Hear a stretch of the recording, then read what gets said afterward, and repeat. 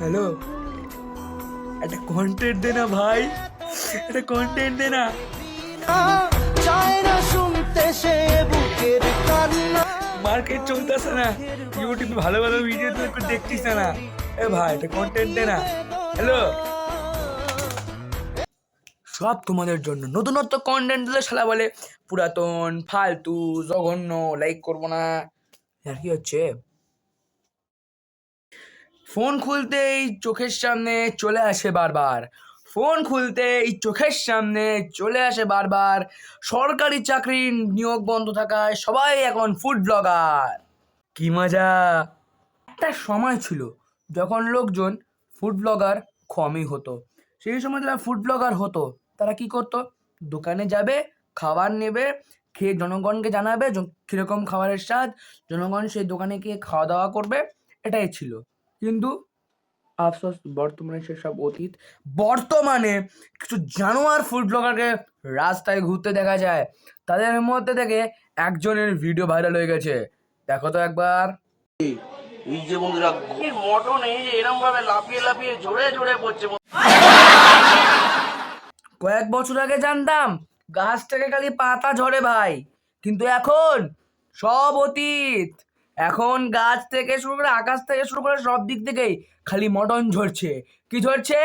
Mutton. বন্ধুরা একটু আমার স্টাইলে একটু টেনে দেখবো নাকি? আমার স্টাইলে টেনে দেখবো নাকি বলতিছে? আমার স্টাইলটা চেনো না, একদম আদিম যুগের। এক সাঁটাবো, এখানটায় সাঁটাবো, এখান থেকে রক্ত বাড়াবে। খেলবো, খেলা হবে। আর কি হচ্ছে, বাবা মায়ের টাকা উড়াচ্ছ কেন হারামজাদা? এতগুলো টাকা যা নিয়েছে, যেটা থল থল করে পড়ছে, তোমার চেহারা দিন বাই দিন হাঁটি হচ্ছে। বাপ মা যদি এই টাকাটা করে গরিব খেয়ে দিত না, খেয়ে আয়রন ম্যান হয়ে যেত। তুমি তো মোটু হচ্ছ হারামজাদা।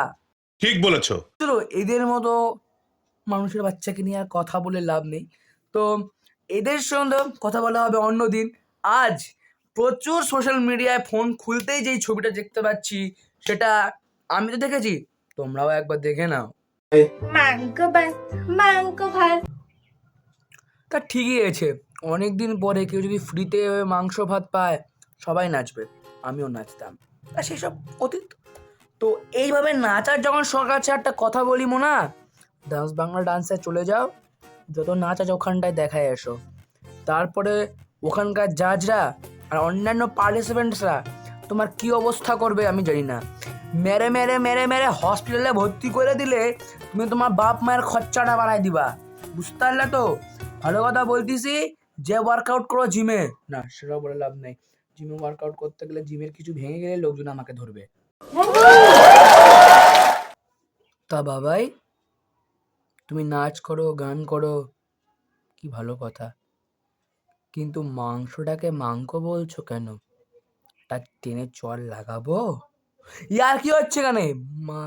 এরা কি করছিস ভাই? হ্যাঁ, কি এগুলো? আমার ছোট বোনটাও মাংস বলে স্পষ্ট, মাংস ভাত। মাংস ভাত কি জিনিস ভাই? মাংস ভাত তো বাপের জন্মে খায় নাই।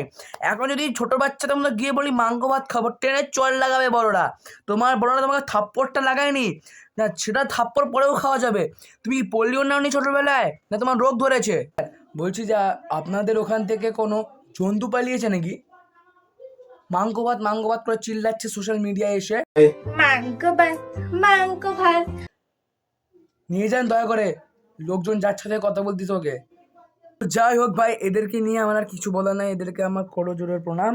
তো আজকের মতো এই ভিডিও এখানেই শেষ করি। এর থেকেও বড় ভিডিও বানাবো, এটা আমার ফার্স্ট টাইম। যদি তোমার ভালো লেগে থাকে, লাইক, কমেন্ট, শেয়ার, সাবস্ক্রাইব অবশ্যই করো। আর কমেন্টে জয় মা তারা লিখতে ভুলো না। Bye bye.